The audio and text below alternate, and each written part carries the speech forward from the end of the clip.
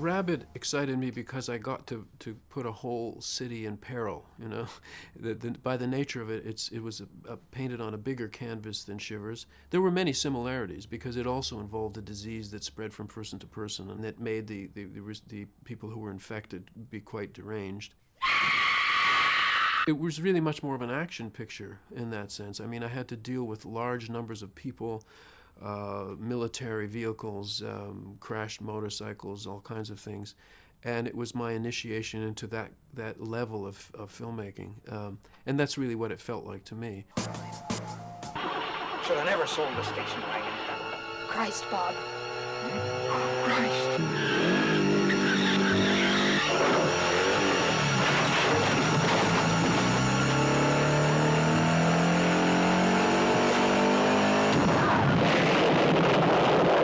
It was also interesting to have a lead character who was a woman, because things haven't really changed much, I have to say. I mean, it's a difficult sell to sell a movie with a woman as the lead, especially if it's a genre picture.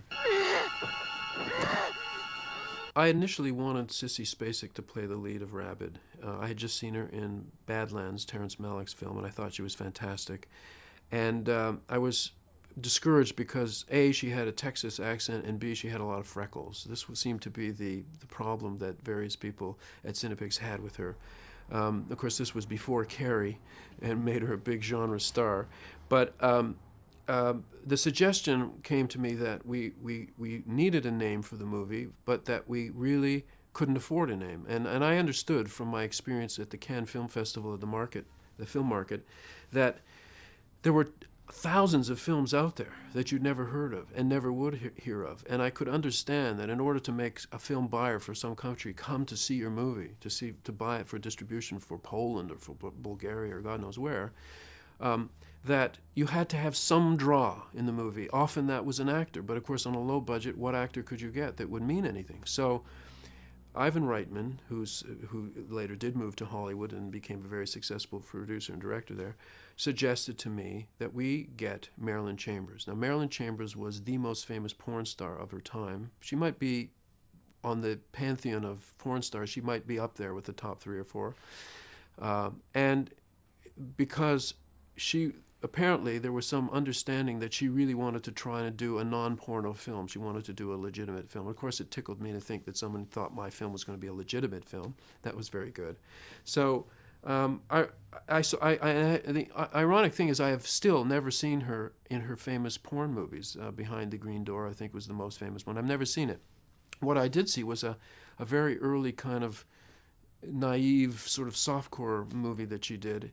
And I could see that she would work physically for the role, because the whole thing about Marilyn was she was the girl next door. She wasn't some tarted up slut. She was blonde and beautiful and sweet and naive, but she would do all these sexual things.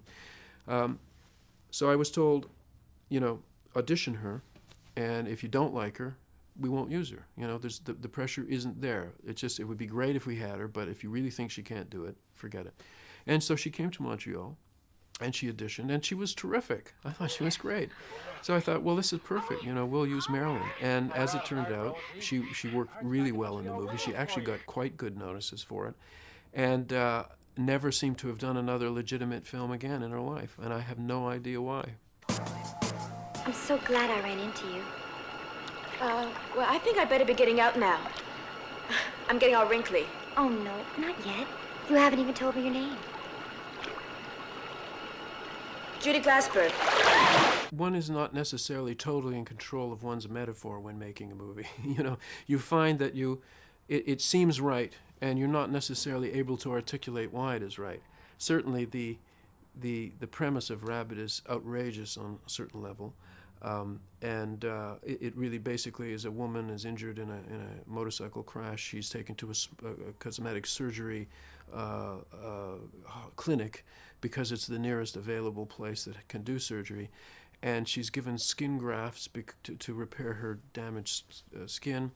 And as a result, she develops this strange organ that in her armpit. Now, see, it sounds ridiculous as I'm saying it, which is a kind of vampiric organ. It's actually used to suck blood. Now, there was a time when I was making this movie, and I said to my producers, this makes no sense at all. This cannot work. It's completely ridiculous. There's always these moments when your project can fall down around you like a house of cards. I mean, suddenly the magic isn't there and you don't believe it anymore. He convinced me. He said, no, it's really got something. The imagery is really powerful and it will work. This was John Dunning, the head of Cinepix.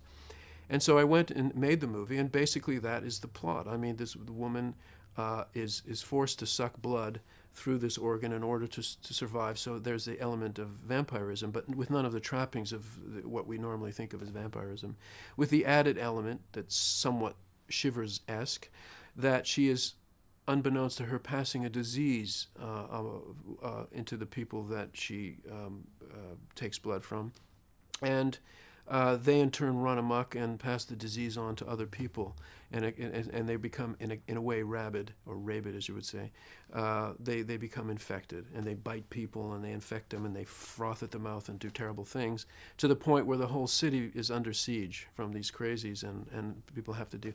Now, it was seen very much at the time as a political metaphor, because the only time that we had ever seen soldiers in the streets of a Canadian city was during the FLQ crisis, the Front Libération de Québec. This was an attempt to quell what was seen as a terrorist group that wanted separation for Quebec.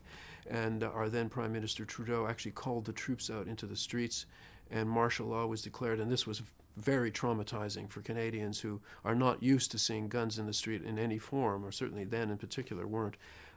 And in this movie, I have those soldiers and those guns out in the street. So there was a political undertone to it, and because of course we were shooting in Montreal with many Quebec crew members. Whether that metaphor will ever hold up anywhere else or later is another question. What people saw it as was a kind of a metaphor for AIDS, or later on, or for the spreading of various viruses. Whether they were talking about the spreading of the virus of Cronenberg filmmaking, I'm not sure. Maybe somebody's going to propose that. But in terms of your own personal interpretation and whether or not the film strikes you as scary or ridiculous, well, I'll leave it up to you. For me, all art is subversive in some way.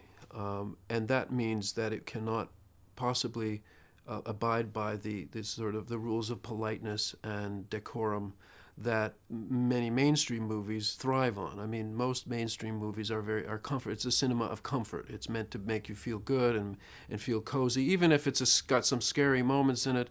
Everything resolves okay, and it's really just there to reinforce the status quo and get you out of your own life a little bit for a few minutes.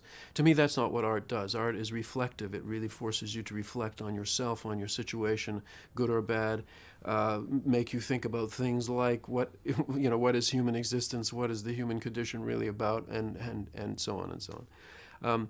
So I think that real art must be subversive of the status quo to some extent. It doesn't mean that you're preaching political revolution necessarily, although that would be a possibility.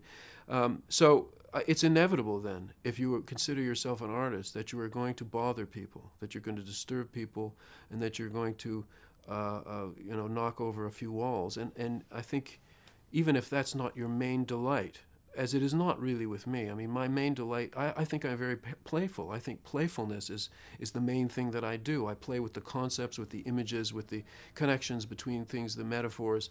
And so I think I'm playful, not sort of hostile and nasty.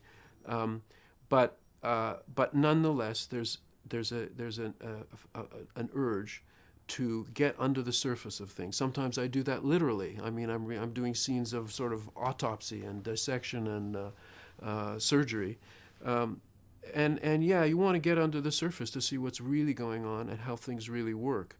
That does upset a lot of people, and to me, then it's an inevitable consequence of being a serious artist.